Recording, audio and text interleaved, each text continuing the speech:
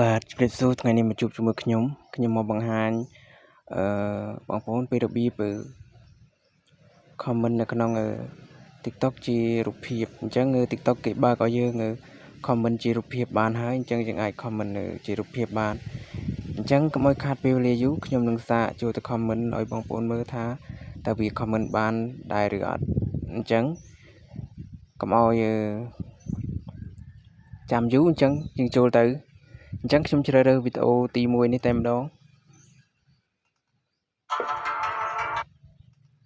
បាទបន្ទាប់មកខ្ញុំចូលមកកន្លែង comment បាទយើងមើលកន្លែងខាងក្រោមនេះគឺមានសញ្ញារូបថតនេះអញ្ចឹងយើងចុចកន្លែងសញ្ញារូបថតនឹងមក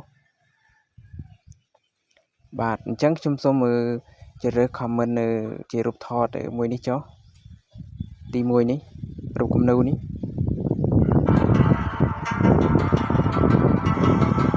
អញ្ចឹងយើងអាចសរសេរបានអញ្ចឹងខ្ញុំអត់សរសេរទេខ្ញុំបញ្ជូនតតែម្ដង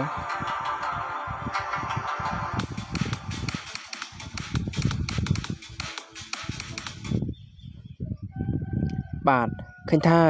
ខ្ញុំ comment បានហើយគឺវា load មកលើនឹងតែម្ដងអញ្ចឹងអ្វីដែលខ្ញុំមកបង្ហាញគឺមានតែប៉ុណ្្នឹងទេអញ្ចឹងបើមានកំហុសឆ្គងត្រង់ចំណុចណាសូមអធិស្ឋានកុំភ្លេចចុច follow ហើយនឹងចុច subscribe channel របស់ខ្ញុំអរគុណ